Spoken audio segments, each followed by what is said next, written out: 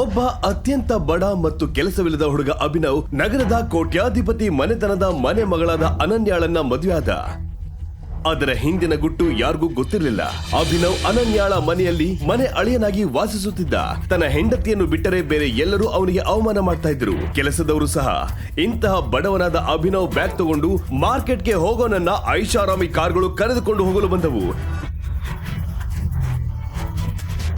ಇದರ ಹಿಂದಿನ ಸತ್ಯ ಏನು? ಅಭಿನವ್ ಯಾರು? ಸತ್ಯ ತಿಳಿದರೆ ನೀವೇ ಶಾಕ್ ಆಗ್ತೀರಾ. ಇದನ್ನ ತಿಳಿದುಕೊಳ್ಳಲು ಪಾಕೆಟ್ ಎಫ್ಎಂ ಡೌನ್ಲೋಡ್ ಮಾಡಿ ಮತ್ತು ದಿ ರಿಟರ್ನ್ ಆಫ್ ಟೈಗರ್ ಅನ್ನ ಉಚಿತವಾಗಿ ಕೇಳಿ. ಏಯ್ ಮನೆ ಅಳಿಯ, ಬೇಗ ಬಾ, ಬಾತ್ರೂಮ್ ಕ್ಲೀನ್ ಮಾಡಿ. ಬಂದೆ. ತರಕಾರಿ ತರಕ್ಕೆ ಮಾರ್ಕೆಟ್ಗೆ ಹೋಗ್ಬೇಕು. ಅಭಿನವ್ಗೆ ಗೊತ್ತಿತ್ತು ಇವನು ಆ ಮನೆಯ ಹಳೆಯ ಕೆಲಸದವನು ಮತ್ತು ಅವನಿಗೆ ತನಗಿಂತ ಈ ಮನೆಯಲ್ಲಿ ಮರ್ಯಾದೆ ಜಾಸ್ತಿ ಅಂತ. ಹೇಳಿ ಅಣ್ಣ. ಅಭಿನವ್ಗೆ 1000 ರೂಪಾಯಿ ಮತ್ತು ಲಿಫ್ಟ್ ಕೊಟ್ಟು ಹೀಗಂದ, ಹೋಗು, ಬೇಗ ಹೋಗಿ ಮಾರ್ಕೆಟ್ ಇಂದ ಸಾಮಾನ್ ತಗೋಬಾ. ಮತ್ ಕೇಳು, ಅದೇ ಅನನ್ಯ ಮೇಡಮ್ ನ ಆಫೀಸ್ ಫ್ರೆಂಡ್ ಚಿರಾಗ್ ಇನ್ನೂ ಬರ್ತಾ ಇದ್ದಾರೆ. ಅದೇ ಅವರೇ, ಯಾರ ಜೊತೆ ರಾತ್ರಿ ಲೇಟ್ ಆಗಿ ಬರ್ತಾರೆ ಅವರೇ. ನೀನೋಳ್ ಗಂಡ ಅಲ್ವಾ? ಇಷ್ಟ ಕೆಲ್ಸ ಮಾಡ್ಲೇಬೇಕು. ಏನ್ ನೋಡ್ತಾ ಇದೀಯಾ? ಹೋಗಿಲಿಂದ. ಕೆಲಸದವನ ಮಾತು ಕೇಳಿ ಅಭಿನವ್ಗೆ ಕೋಪ ಬಂತು. ಅದೇ ಸಮಯಕ್ಕೆ ಅವನಿಗೆ ಫೋನ್ ಬಂತು. ಸ್ಕ್ರೀನ್ ನಲ್ಲಿ ಆ ನಂಬರ್ ನೋಡಿ ಅವನು ಶಾಕ್ ಆದ, ಏಕೆಂದ್ರೆ ಅದು Dubai number. Abhinav phone receive ಮಾಡಲಿಲ್ಲ. ಮತ್ತೆ ಬೇಗ ಬೇಗ ಬ್ಯಾಗ್ ತಗೊಂಡು ತನ್ನ ಸೈಕಲ್ ನಲ್ಲಿ ಮಾರ್ಕೆಟ್ಗೆ ತರಕಾರಿ ತರಲು ಹೋದ. ಮತ್ತೆ ಮತ್ತೆ ಅವನಿಗೆ ಕಾಲ್ ಬರ್ತಾನೆ ಇತ್ತು, ಆದ್ರೆ ಅವನು ಫೋನ್ ರಿಸೀವ್ ಮಾಡಲಿಲ್ಲ. ಮತ್ತೆ ಮುಂದೆ ಹೋದ. ಅದೇ ಸಮಯಕ್ಕೆ ಗಜ್ಜು ಭಾಯ್ ಅವನನ್ನ ತಡೆದ. ಗಜ್ಜು ಭಾಯ್ ಅಲ್ಲಿನ ಲೋಕಲ್ ಗುಂಡ. ಗಜ್ಜು ಭಾಯ್ಗೆ ಅವನು ಪಾಪದವನಂತೆ ಕಾಣಿಸಿದ. ಅದಕ್ಕೆ ಅವನನ್ನ ರೇಗ್ಸೋಕೆ ಶುರು ಮಾಡಿದ. ಏನು ಲೈ, ನನ್ಗೆ ಟಿಕ್ಕೆ ಹೊಡಿತ್ಯಾ?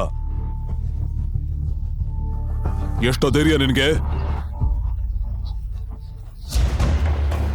ಮಗನೇ, ನೀನು ಗಜ್ಜು ಬಾಯಿಗೆ ಟಕ್ಕರ್ ಕೊಟ್ಟಿದ್ಯಾ. ಇವಾಗ ಅವ್ರ ಕೋಪ ನೀನು ನೋಡ್ಲೇಬೇಕು ಅಲ್ವಾ? ಅಭಿನವ್ ಅವರನ್ನ ಇಗ್ನೋರ್ ಮಾಡಿ ಅಲ್ಲಿಂದ ಹೊರಟ. ಅಷ್ಟರಲ್ಲಿ ಗಜ್ಜು ಬಾಯ್ ಅವನನ್ನ ಬೀಳಿಸ್ತಾ.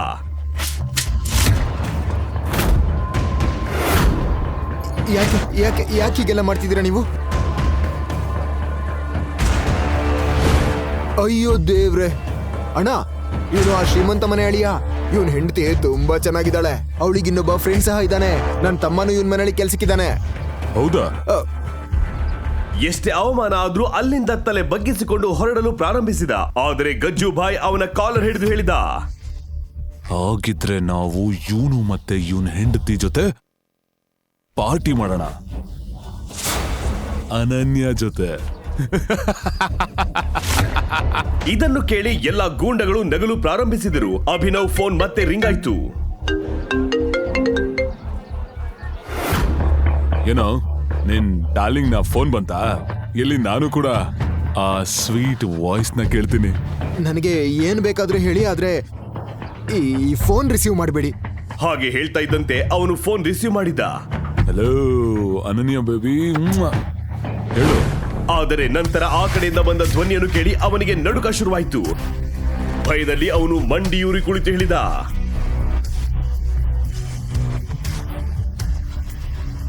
ನನ್ನ ಕ್ಷಮಿಸ್ಬಿಡಿ ಸರ್, ನಾನು ಗೊತ್ತಿಲ್ಲ ತಪ್ಪು ಮಾಡ್ಬಿಟ್ಟೆ, ದಯವಿಟ್ಟು ನನ್ನ ಕ್ಷಮಿಸ್ಬಿಡಿ. ಆ ಸಮಯಕ್ಕೆ ಅಲ್ಲಿ ಧೂಳು ಎದ್ದಿತ್ತು.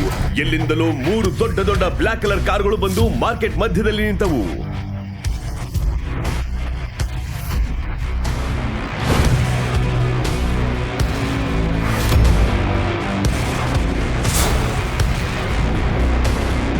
ಹೇಳ್ದೆ ತಾನೇ ಫೋನ್ ರಿಸೀವ್ ಮಾಡಬೇಡ ಅಂತ. ಅವರಿಗೆ ಲೊಕೇಶನ್ ಗೊತ್ತಾಗಿದೆ. ಬೈಕ್ ಸ್ಟಾರ್ಟ್ ಮಾಡು. ಇದನ್ನು ಹೇಳಿದ ತಕ್ಷಣ ಅಭಿನವ್ ಗಾಡಿಯಲ್ಲಿ ಹೊರಟ. ಅಲ್ಲಿಂದ ಎಲ್ಲರಿಗೂ ಶಾಕ್ ಆಯ್ತು. ಫೋನ್ ಎತ್ತಿದ ತಕ್ಷಣ ಹೇಗೆ ಎಷ್ಟು ಕಾರ್ಗಳು ಬಂದವು. ರೇಷನಲ್ಲಿ ಒಂದು ಚಿಕ್ಕ ಕೆಲಸ ಹೇಳಿದೆ ನಿನಗೆ, ಅದನ್ನ ಸಹ ಮಾಡಿಲ್ಲ ನೀನು. ಸೀರಿಯಸ್ಲಿ ಅಭಿನವ್, ಮಾರ್ಕೆಟ್ ಇಂದ ತರಕಾರಿ ಸಹ ತರಕ್ಕಾಗ್ಲಿಲ್ವಾ ನಿನ್ಗೆ? ಏನ್ ಗೊತ್ತಾ, ಹೋಗಿ ನನ್ ರೂಮ್ ಕ್ಲೀನ್ ಮಾಡು. ನಿನ್ ಮೃದುವಾದ ಕೈ ಅದಕ್ಕಂತಾನೆ ಇರೋದು. ಯೂಸ್ಲೆಸ್. ಅನನ್ಯ ಅಭಿನವ್ನಿಂದ ಹೇಗಾದ್ರೂ ಮಾಡಿ ದೂರ ಹೋಗ್ಬೇಕು ಅನ್ಕೋತಾ ಇದ್ಲು. ಮತ್ತು ಅವಳು ಅನ್ಕೋತಾ ಇದ್ಲು, ಎಲ್ಲರ ಮುಂದೆ ಹೀಗೆ ಮಾಡಿದರೆ ಅವನು ತನ್ನ ಪಾಡಿಗೆ ತಾನೇ ಹೊರಟೋಗ್ತಾನಂತ. ಅದೇ ಸಮಯಕ್ಕೆ ಅನನ್ಯಗೆ ಅವಳ ಫ್ರೆಂಡ್ ಕಾಲ್ ಬಂತು. ಹಾ ಕಾಜಲ್. ಹೇ ಅನನ್ಯ, ನೀನ್ ಅಕ್ರಮ್ ಸರ್ ಪಾರ್ಟಿಗೆ ಬರ್ತಾ ಇದ್ಯಾ ಅಲ್ವಾ? ಅಲ್ಲಿಗೆ ನಮ್ ಕಾಲೇಜ್ನ ಎಲ್ಲಾ ಫ್ರೆಂಡ್ಸ್ ಬರ್ತಾ ಇದಾರೆ. ಇಲ್ಲ, ನನಗ್ ಮೂಡಿಲ್ಲ, ನಾನ್ ಬರೋದಿಲ್ಲ. ಅನನ್ಯ, ಇದು ಮಾಫಿಯಾ ಕಿಂಗ್ ಅಕ್ರಮ್ ಸರ್ನ ಇನ್ವಿಟೇಷನ್. ಇಲ್ಲ ಅಂತ ಹೇಳೋಕೆ ಆಗಲ್ಲ. ನೀನ್ ಬರ್ಲೇಬೇಕು. ಆಮೇಲೆ ನಾವೆಲ್ಲ ನಮ್ ಗಂಡಂದಿರ್ ಜೊತೆ ಬರ್ತಾ ಇದೀವಿ. ಮತ್ತೆ ನೀನು ನಿಮ್ ಮನೆ ಅಳಿನ ಕರ್ಕೊಂಡ್ ಬರ್ಬೇಕು. ನಿನಗೂ ಒಂದು ಚೇಂಜ್ ಸಿಗುತ್ತೆ.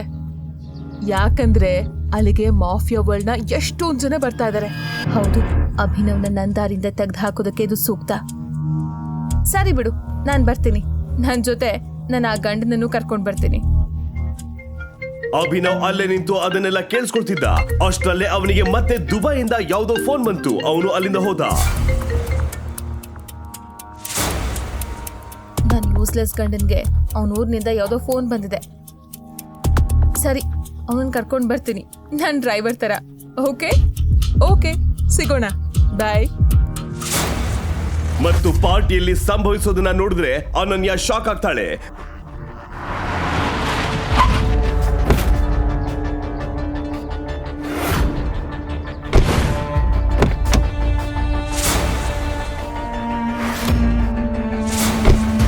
ಮರುದಿನ ಅಭಿನವ್ ಜೊತೆ ಅನನ್ಯ ಪಾರ್ಟಿ ಹೊರಗೆ ಬಂದಳು. ಈಗ ನೀವು ಪಾಕೆಟ್ ಎಫ್ಎಂ ನಲ್ಲಿರೋ ಎಲ್ಲಾ ಶೋಗಳನ್ನ ಈಸಿಯಾಗಿ ಕೇಳಬಹುದು. ಈಗಲೇ ಡೌನ್ಲೋಡ್ ಮಾಡಿ ಪಾಕೆಟ್ ಎಫ್ಎಂ ಮತ್ತು ಕೇಳಿ ದೇಶ ವಿದೇಶದಲ್ಲಿ ಫೇಮಸ್ ಆಗಿರೋ ಟೈಗರ್ ರಿಟರ್ನ್ಸ್ ಅನ್ನೋ ಮೈ ನವಿರೇಳಿಸೋ ಕಥೆಯನ್ನ.